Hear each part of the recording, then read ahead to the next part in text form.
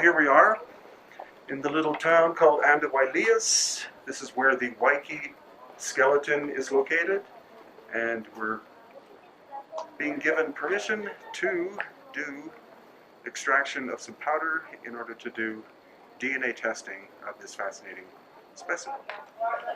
And here we're going to take samples from a specimen. The Senor Rado, who's there in the middle, is the custodian of, and the specimen is called Huayqui and is very intriguing.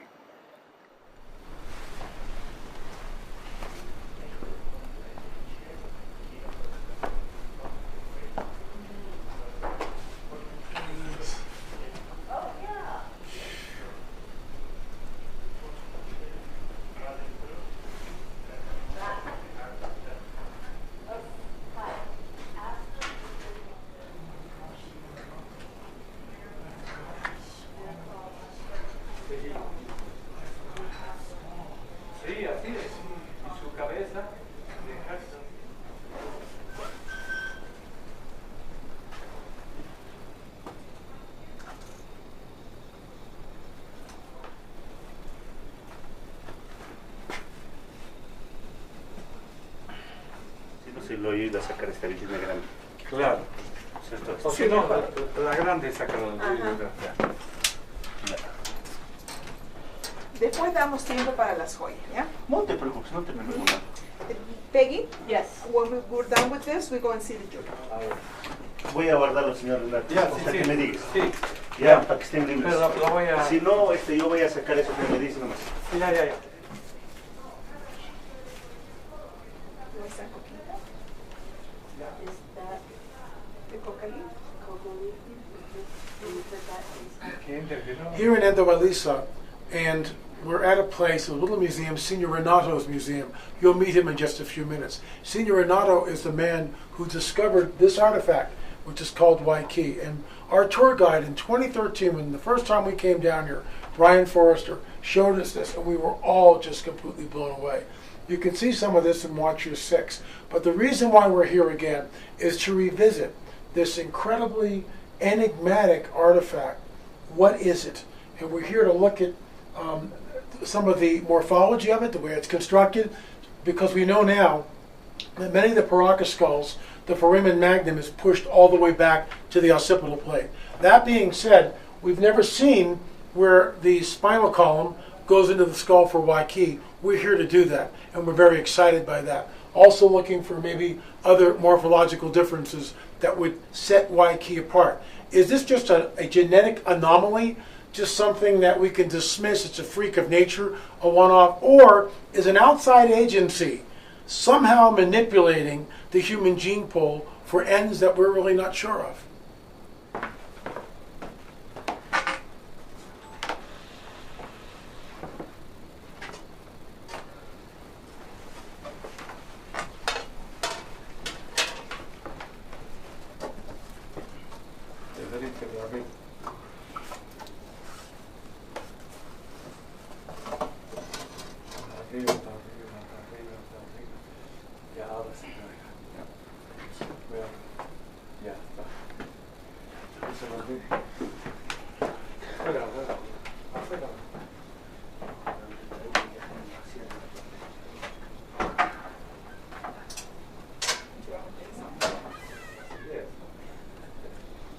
Question. There's arrows here. You know why there's arrows here? Yeah, that tells you your level. Okay. And get rid of the media skull like that. Oh.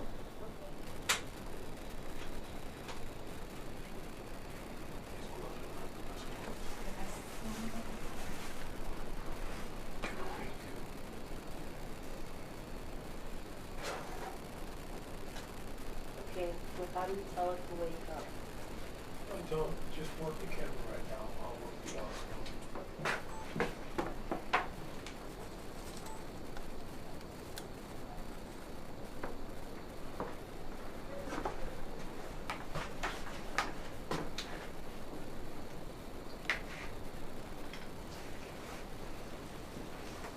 Go lower.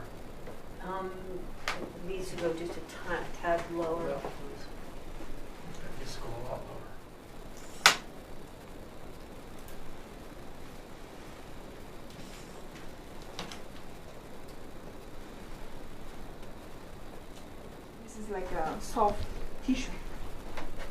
But before we do that, can we turn it? I want to Sí. get a shot of the spinal column. He might be able to hold it because I don't Okay. think. Usted lo mantiene así para que no se pueda. Ya. La espaldita, ajá, para que le tomen su foto. Oh man. So we're looking at one of the very few artifacts that we've ever seen with the spinal column completely intact, and as you can see, it appears to go into the rear of the skull.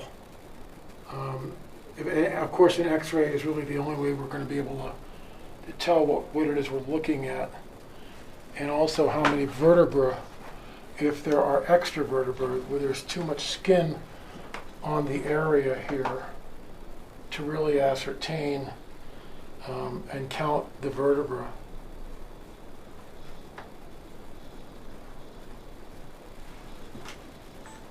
And you can see the spinal column coming up. Here is the occipital plate. Because of the skin, which is right here, it's very difficult to count how many vertebrae we actually have into the neck. We'll see if we can remove this piece of skin so we can see what it is we're looking at. Very, very fragile artifact. Turn it to the side this way and tilt it up. You can see right here, this is a really good shot. Can you zoom in on that? We get a real shot of the vertebra here. It appears that it comes into the occipital plate. So without an X-ray, I can't be certain. But it seems like it's in the rear of the skull. Once again, genetic. Once again, a characteristic that we find only in the Paracas skulls. Sí, un pedazo de cosilla. Pero dice que la mejor zona son I say, like the best play, las partes blandas, estas por ejemplo, Is the ¿no? what? Due to the soft tissue, that's the best way to do the test. Lo del cuello es normal. The neck was normal. How many ribs? ¿Cuántas costillas salió en el 11. 11 And how many do normal people have? to 12. Okay. I think it's actually, normal, ¿verdad? I think she Hey, actually has normal 10, and normal people have 12.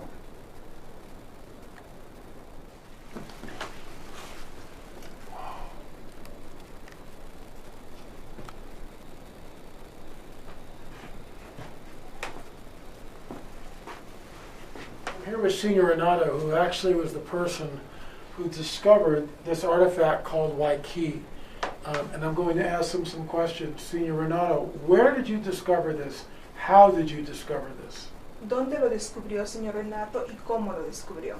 En una montaña, acá en la parte de frente a Andahuaylas y Guaro, en una montaña que se llama Huayqui. He found in the mountain named Huiracochán, which is between En honor- Andahuaylas and Guaro. En honor a Huiracocha, que es el hacedor del universo. That mountain has the name of Huiracochán, honoring the name of Huiracocha, who is the God creator. Yo la encontré en una forma casual, porque yo hago el inventario de los recursos turísticos de toda esta zona y tenía marcado un sitio cerca a eso, pero no a la misma tumba, ¿no? He found Huayqui by accident. Así es. Yo tenía sensación, Got a las ganas feeling. de ir por ese sitio To go through that place a averiguar cómo estaban los vestigios to see arqueológicos, how was ¿no? the archaeological sites in that area. Y me encontré con la tumba ya disturbada. And then he thought like the sites that was already dig by another people, Y en el fondo, más o menos a 2 metros de profundidad, about 2 meters se veía down. parte del cráneo, la parte de About 2 arriba, meters deep, he saw part of the cranium of Huayqui. y lo saqué y lo traje acá al museo. So he took out from the area and brought it to here. And Senor Rado was an anthropologist. Usted es un antropólogo, Sí, ¿verdad? antropólogo. Yes. Does he think this is a genetic anomaly or something? What does he think is going on here? ¿Usted cree que es una anomalía genética? ¿Qué cosa es Huayqui para usted como antropólogo? Bueno, por los rasgos que yo he visto, es extraterrestre, porque According to Senor Renato, is an alien. Okay. Or the pictures that he could see, he believes is an extraterrestre.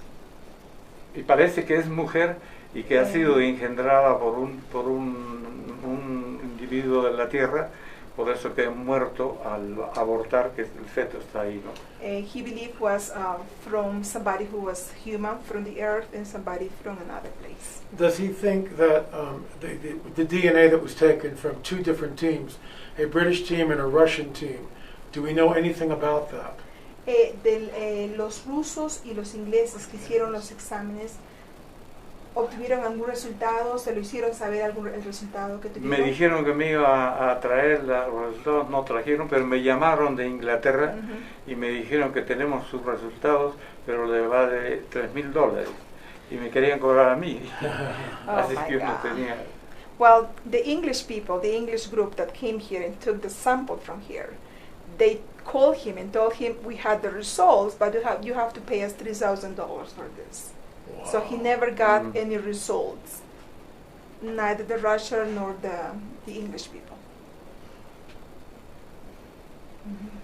So we are going to take a very small sample from the base of the spinal column, and we're going to test that for Senor Rado. And unlike the other two teams, we will give him a full report for his records, because without Senor Rado, we wouldn't be here, and certainly without Brian or Lenene, the world wouldn't know about this, so we thank them. De Discovery. ¿Pero tienen ustedes teléfono de ellos? No, It was discovered from England. Discovery He doesn't have Channel. he doesn't have the phone. Qué lindo, está como dormida. Sí, It's like sleeping, right? Oh my God, so sweet. está uno sin esto.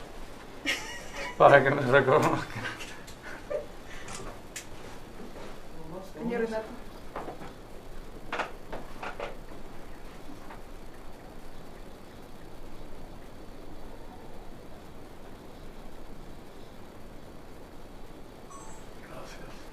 Gracias a ustedes. No. Señor Renato. Ya, muchas gracias. Where's the sample? I have it in my hand. Let me have the sample. Okay. Wait, Entonces le llamo para que ponga el vidrio, ¿verdad? No, ya cuando salgamos. Vale, perfecto. Sí. Pero si de acá para abajito, miren que han caído cositas ahí. De guay.